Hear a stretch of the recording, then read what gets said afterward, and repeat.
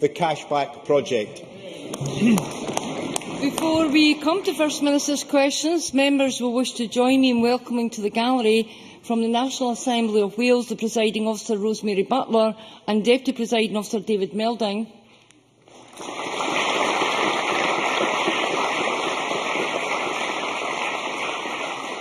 And from the Parliament of Queensland, the Deputy Speaker, Dr Mark Robinson, MP.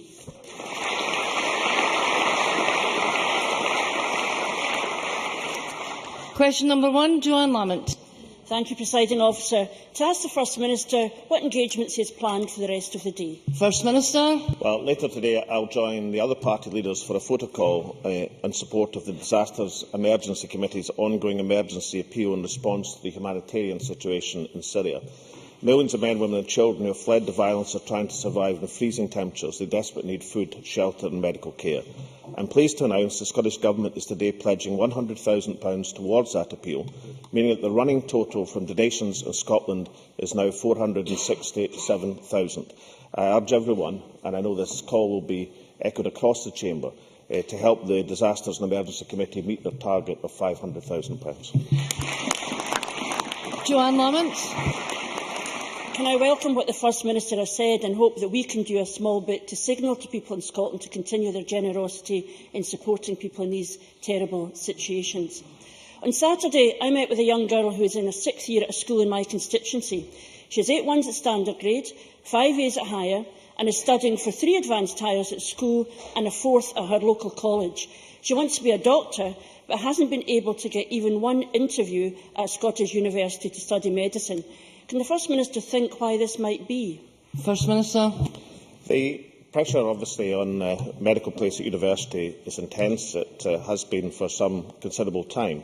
But I think the Chamber should recognise that, thanks to the efforts of the Government and our policy of not charging for higher education, we actually have, in the last year, a record number of students in higher education courses in Scotland. And I think that is an indication that across the piece the policy is a wise one and one we intend to continue. Joanne Lamont. I think that will be no comfort whatsoever to my constituent or students across the country who are facing these problems. Simply to assert that your policy is working is not enough. The Government has a responsibility to create opportunities for young people. Let's look at the lived reality rather than what the First Minister asserts. We know that in Scotland just 1 in 4 students come from the poorest backgrounds. For the rest of the United Kingdom, it is closer to 1 in 3. We know that the dropout rate at Scottish universities is 25% higher than in England. We know that while constituents like mine have to compete for a limited number of places with students from across Europe, English students can come north if they have the money to access unlimited numbers of places. Does the First Minister recognise that on access, on dropout levels, on university places, this Government is failing young people in Scotland who want to make the best of themselves? First Minister. Last year, in terms of full-time students in higher education, there was a record number of Scottish students in higher education in Scotland. There was a record number of English students in higher education in Scotland, and there was a record number of international students in higher education in Scotland. I actually think all 3 of these are a good thing. Exactly. I think that's exactly what we should want from our higher education sector in Scotland. Would that have been the case if the Labour Party had had their way in the future of imposing tuition fees? Would it have been the case if the Lib-Tory coalition had had their way and imposed tuition fees on Scotland? Well, we just need to look south of the border to see the collapse in full-time students in English higher educational institutions to see where that would have taken us. So it's not a matter of insignificance that we've introduced and maintain and will defend a policy of free higher education in Scotland. That is the future for the Scottish education system. Joanne Lamont. First of all, the First Minister is completely complacent. Secondly, it's one thing to talk about how you fund students who are at university. The figures I pointed out to the First Minister shows that our access rates are poorer in Scotland than they are in the rest of the United Kingdom. So it's a nonsense for him to settle for a slogan rather than finding a solution for Scottish students, because he's denying what is happening to young people all over the country. But then, what do we expect from a First Minister who claims college spending is going up when it's going down? What do we expect from an Education Secretary who claimed there were no waiting lists when colleges themselves said that thousands were being denied a college place? And an Education Secretary and a First Minister who cut college funding brutally at the very point when we need them most. And when challenged on waiting lists by the colleges, did the First Minister say this is something we should investigate and get to the bottom of? Should we reflect on our spending priorities? No. What they do is this. A private government document released under FOI says, and I quote, "The sooner we can produce our own version of events and discredit the Scotland's Colleges survey, the better." That is the government's approach. Get out our version of events rather than addressing the real problem. So once again, they say one thing in private and another in public. Does the First Minister understand? Does the First Minister understand why college lecturers have passed a motion of no confidence in Mike Russell? First Minister. For a long hodgepodge of nonsense, what the government did was examine the claims from the Labour Party, variously reported as 21,000 students or 13,000 students, depending on the time and who was saying it, by conducting a survey covering 12,866 applications. And what was found by that survey? That the claims from the Labour Party were a lot of piffle. They didn't exist. And it's the lack of willingness to accept that point and that detail which shows the emptiness of Joanne Lamont's questions. Now, in terms of what the practical action being, and of course this is all in preparation for the attempt of the Labour Party shift to a position of tuition fees back in Scotland. Let's get the reality of it.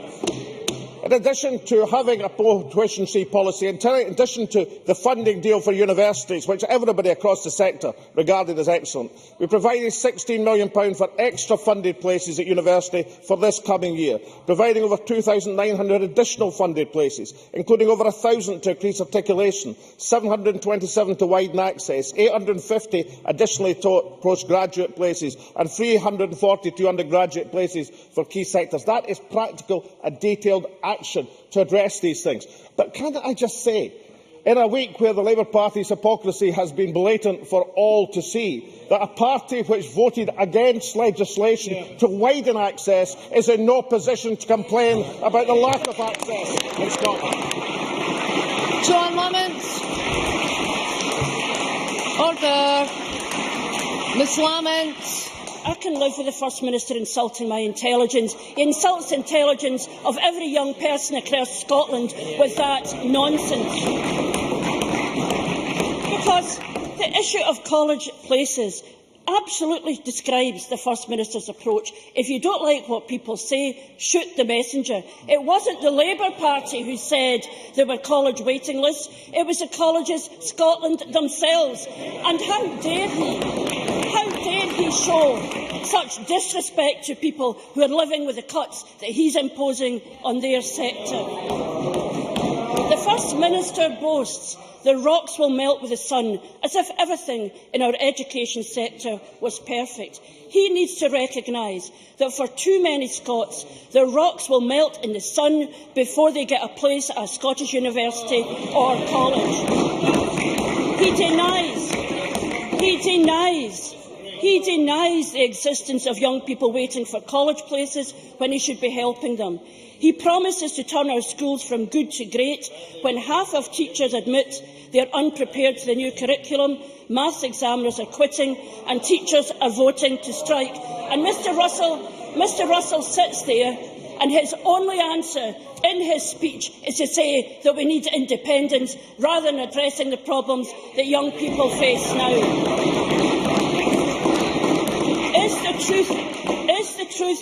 Is the truth not that after 6 years of this SNP government, the First Minister has failed to give all of Scotland's young people the best chance in life and is now happy to hide behind sound bites rather than create chances for students and a promise of jam at some point in the future if they ever win the referendum question?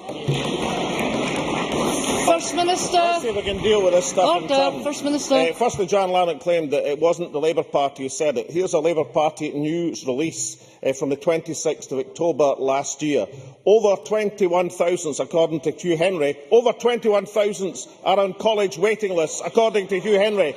Then quoted on the 25th of January in the Herald, likely more than 13,000 were denied a place at college at a time of high youth unemployment. Notice it had gone down 8,000 between October and January, and what the survey showed is these figures were a grotesque exaggeration, that the Labour claims were total piffle and nonsense. And the reason Joanne Lamont doesn't like the survey, because she doesn't like the facts when they're spelt out to her Labour colleagues, which are totally and utterly indefensible. How would any of this situation, and let's remember last year a record number of Scottish students in higher education, full-time places in Scotland. That's a record number. That means more than ever before. A record number of English students in higher education in Scotland and a record number of international students. That was last year's figures, while university places were collapsing south of the border.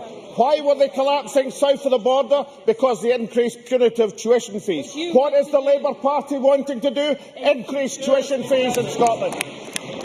And every single student and family know full well that Joanne Lamont's plan is to introduce the 9,000 tuition fees in Scotland, and every single family in Scotland can count. And that's how people are regarded. Well, we had evidence this weekend in a poll showing the party ratings. The SNP at 47%, the Labour Party at 30%. Now, I hope and believe that is a commentary. That is a commentary on the excellence of the SNP government, but I have to face reality and know it's also a commentary on the poverty of Labour opposition. Ruth Davidson. Thank you, Presiding Officer. May I also welcome the First Minister's announcement of significant donation to the Disasters Emergency Committee appeal and ask the First Minister when he will next meet the Prime Minister. First Minister. No plans in the near future. Ruth Davidson. Thank you. Last week, in his statement to this chamber giving the date for the independence referendum, the First Minister said, "It is incumbent upon all of us, as parliamentarians, to lead by example and to ensure that the level of this hugely important debate matches the expectations of the people who elected us." Does he believe that the comments by his former Transport Minister Stuart Stevenson this week, which celebrated job losses at the Scotsman because of the paper's referendum coverage, meets those expectations?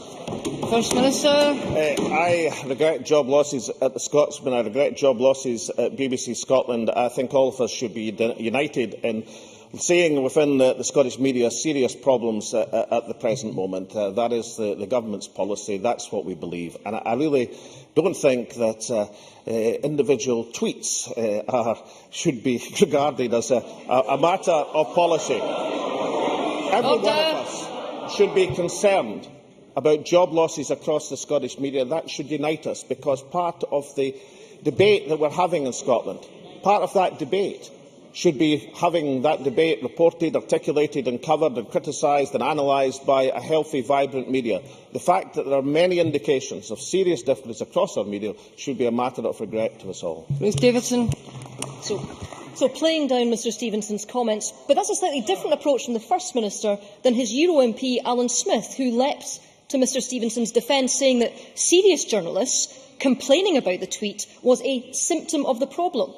And this week, Local Government Minister Derek Mackay, who's sadly absent from this chamber, retweeted his desire to hit David Cameron in the face with a shovel in the most insulting of terms.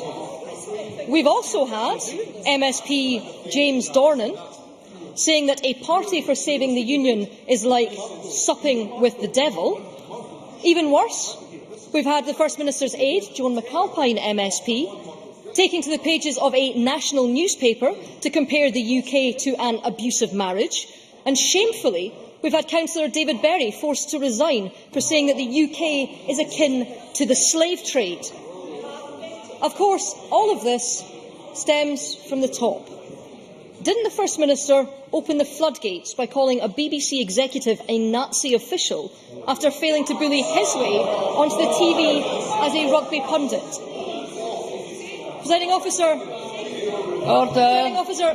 I believe the First Minister is right when he says that people of Scotland expect a high standard of debate and that his parliamentarians should be setting the tone. But on this evidence, they're not. If this is allowed to continue unchecked, the next 18 months will descend into little more than an anti-British hate campaign. When will he and his party clean up their acts? First Minister. Well, if this is allowed, this line of questioning is allowed to go unchecked, then the Tories will go to even lower than the 12% they were in this week's opinion. But look, I'll tell you what I'll do for Lou Davison. I shall draw a line in the sand under all such comments. And I think we should all be elevated. Elevated we all should be, and we should follow the advice of Murdo Fraser just this week. Reverend Fraser, I don't think that's the Reverend Jolly, that's the Reverend Fraser. He tweeted his text for today, Luke 15, verse 7. This was on the day that the line in the sand was no more. I looked up Luke 15, verse 7, 9. Joy shall be in heaven over one sinner repenteth than more over 99 persons. I can see that Ruth Davison enjoys the loyal support of her entire band of Conservative MSPs. Constituency question, Bruce Crawford. Presiding Officer, for allowing me to raise this constituency question. Members might not be aware, but there was a serious gas explosion this morning in the Callender area, in which a house was totally destroyed and 2 elderly people have been hospitalised. I'm sure the Chamber will join with me in wishing them well and their thoughts with them and their families. If indeed it turns out, First Minister, to be a gas explosion, it may raise issues about gas safety, which will be of concern to the community of Callender. Would the First Minister therefore ensure that the appropriate Minister liaises with me with this important matter at the earliest possible date? First Minister. I'm happy to do that, and of course the expressions of concern from the constituency member will be shared across the chamber. Obviously we shouldn't draw conclusions. There's been no investigation as yet, but I can assure that this matter will be taken seriously, very seriously, by both the authorities and by government ministers, and we shall reply in detail to the constituency member in due course. Obviously, we join Bruce Crawford in sending our sympathy to those affected by this incident. Tavish Scott. Thank you, Presiding Officer. The First Minister will be aware that Iceland and Faroes announced an illegal grab on 52% of North Atlantic mackerel this week. Faroes announced a new quota of 3 times the international agreement on Atlanto-Scandian herring. On the 7th of February, the First Minister told Parliament that he was appointing an international figure to mediate. Could he tell Parliament what has happened to that initiative, as no fishing representative can tell me of any progress? And will he now push harder for international sanctions, the only measure that these countries will understand? First Minister. Well, Tavish Scott should know that we've been pressing for international sanctions over the last few years. We continue to do that. He, I think, does a disservice to what we said. It was precisely because of the logjam and the blockage, which affects both his constituents, my former constituents in East Aberdeenshire and Buchan, and indeed the fishing community of Scotland, and people who defend for their livelihoods on it. And it's a hugely serious issue. He does a disservice, I think, to the fisheries sector, who was trying desperately, as he's been trying over the last 4 years now, to focus key attention on this matter and to get the sanctions, of looking for an initiative which might break this logjam. I would hope that all fishing MSPs would welcome every single effort to make progress on this issue. Question number 3, Willie Rennie. To ask the First Minister what issues will be discussed at the next meeting of the Cabinet. First Minister.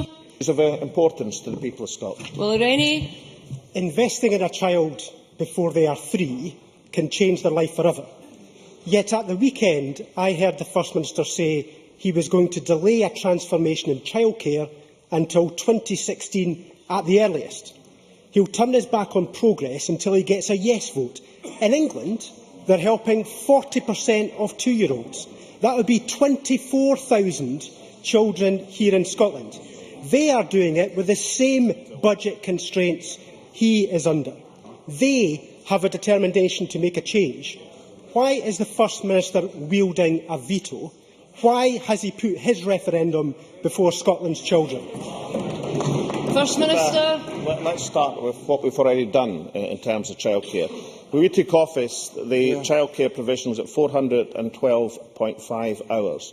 We extended that in 2010 to where we stand now at 475 free hours per school per annum across Scotland. That's benefited 120,000 children per year.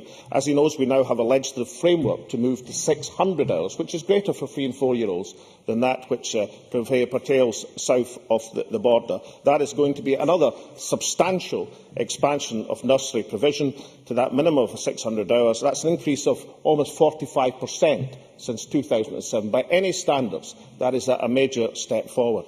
I think we have to do more, but I really would caution Willie Rennie in terms of what he's proclaiming from south of the border. Last time we discussed this issue, I raised the question of the child ratios, the staff ratios, which are being diluted south of the border as a means of introducing the system. And Willie Rennie said that wasn't significant. That's not the view of Professor Cathy Nutt-Brown, who actually carried out the review for the UK government strategy and is now criticising that strategy. What she said on the 19th of March, and let me quote, "Trading staff-to-child ratios for higher qualified staff is nonsense. Watering down ratios will threaten quality. Childcare may be cheaper, but the children will be footing the bill." So, rather than present to this Parliament an illusion of the great progress that his colleagues are making south of the border, why doesn't he believe the words of the very person who carried out the review for the UK government? Willie Rennie. It's no good him boasting about plans that he's delayed and setting up some kind of subcommittee and looking at plans for the future, when others anywhere on these islands are just getting on with it. Giving children the best start and giving their parents real help is within his power right now. I've shown him, and his Finance Secretary sitting right next to him knows I have shown them costed plans for 24,000 places. But he thinks a few hundred is enough instead. In England, they're doing it all. In England, they are providing better staff. Despite what he says, they are changing. They are paying staff more. They're insisting on better qualifications and on higher quality.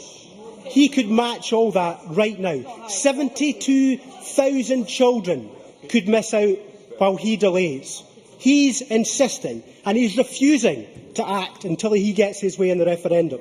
Why has he become the roadblock? Why is he the delay?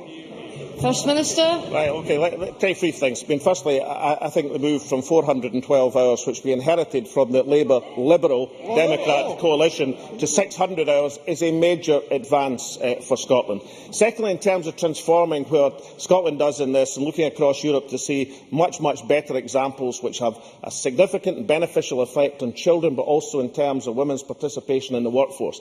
That transformational aspect is child-centred, but it's also economic-centred, because one of the great arguments for doing it is the increase in the country's wealth and therefore the tax income that flows from having that higher participation. How can you argue that if you don't argue for control of these very tax income levers which are fundamental to achieving the transformation? Since he didn't believe the words of the government's own expert who carried out the review, let me quote the even stronger words of the Chief Executive of the Preschool Learning Alliance, Neil Leach, quote, talking about England at the present moment. "Relaxing childcare ratios will be a recipe for disaster for children. The quality of provision will be lowered. There will be less one-to-one care. It will introduce additional child safety and child protection implications." That was in Children and Young People Now on the 19th of March. I know that Willie Rennie doesn't want to hear the reality, but most people will regard these experts as knowing infinitely more about this situation than does Willie Rennie. Question number 4, Kevin Stewart. to ask the First Minister what recent analysis the Scottish Government has carried out of the impact of the UK Government's welfare reforms on the people of Scotland. First Minister. Well, the most recent analysis shows that people in Scotland would be hit with a cut of £4.5 billion. That's £4.5 billion in the 5 years to 2014-15 as a result of these welfare reforms. That is £2 billion more than was originally claimed by the UK Government. It also shows that £1 billion of the welfare cuts will have a direct impact on children living in Scotland. Kevin Stewart. Thank you. By the UK Government's own admission, these changes will dramatically increase the number of people in poverty. It is one thing for governments to fail in tackling poverty. It is quite another for them to create it intentionally. Many of these changes hit those who are working hardest, shattering the claims that this has been done in the name of making work pay. Given that 80% of Scottish MPs, given that 80% of Scottish MPs and 90% voted against welfare reform, 90% against the bedroom tax, how would the First Minister suggest the people of Scotland democratically resist these changes? First Minister. Well, there is a huge problem which was amply displayed yesterday in Nicola Sturgeon's demolition of Jackie Baillie on these issues, of people who argue that they're against Tory cuts, but then join with the Tories in trying to stop matters of social security being run by this Parliament. That is a huge problem. And it's maybe part of the embarrassment of the Labour Party on this particular issue. In 50 almost outings at First Minister's question, Joanne Lamont has not once centred on the bedroom tax. Question number 5, Jackie Baillie. To ask the First Minister what the Scottish Government's position is on reports that junior doctors are regularly working up to 100 hours per week. First Minister. Well, all junior doctor rotas are monitored twice a year by Scottish Government officials. This is the information that's used to ensure they comply with working time regulations.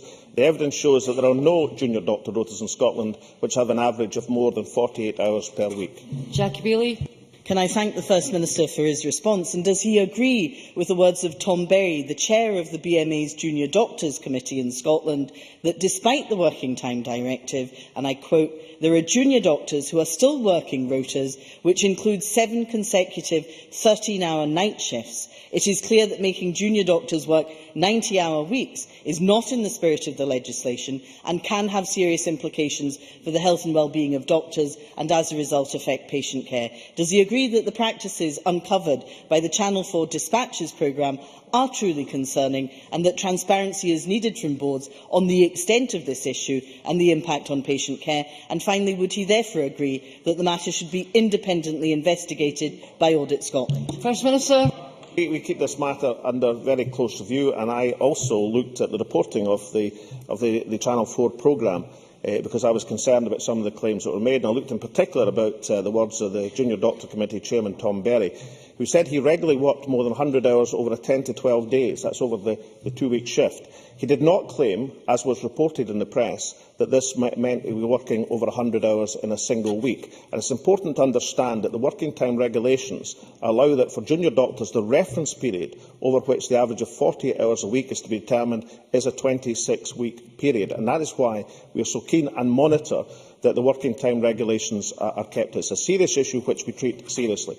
But, Jackie Baillie's credibility on all of these matters would be enormously enhanced if at some point, when she comes with her latest suggestions, that she actually referred to her apology, which is due this chamber, of claiming that Scotland was the superbug capital of Europe under the SNP, when the figures referred to 2005-06, when the Labour Party were in control, and when, under this administration, hospital-acquired infections have dropped by 70%. If we ever get an apology from Jackie Baillie, then perhaps our other matters will be treated with more credibility. Question number 6, Jim Eadie. To ask the First Minister what impact Police Scotland will have on policing in communities. First Minister. Well, I think the police in Scotland's communities are performing excellently. Crime is at a 37-year low, supported by the 1,000 additional officers the Scottish Government has delivered since 2007. The new Single Service Police Scotland will protect his hard-won gains and safeguard the local policing that communities depend on. There will be a local policing plan for every council ward in Scotland and a local commander for each area who work with the communities, councils and other partners to shape policing policy. Jim Eadie. Can I ask the First Minister if he is confident that Police Scotland will not only defend frontline policing in our local communities, but bring about additional benefits such as addressing human trafficking, improving rape investigation and providing vital policing for our trunk roads, airports and ports, in stark contrast to the cuts being imposed south of the border? First Minister. Well, Police Scotland will safeguard frontline policing in communities and it will deliver the additional benefits that a single service brings. The Specialist Crime Division is up and running already, with more than 2,000 detectives and staff working on functions which are coordinated nationally but delivered locally. Now, I agree, and I think Jim Eadie is right to draw the contrast between what's happening in Scotland and what's happening south of the border. And these matters are important because the current funding of Scotland means that we get a percentage of the expenditure south of the border. Therefore, it is substantially to the satisfaction to note that under this administration, police numbers in Scotland have been rising and crime has been falling, whereas south of the border, police numbers are falling like a stone, even faster than our students in higher education. It's why we will continue to defend a world-class police service serving the communities of Scotland. That ends First Minister's question. I will now allow a short pause to allow members who are not participating in the next debate to leave and for the public gallery to clear.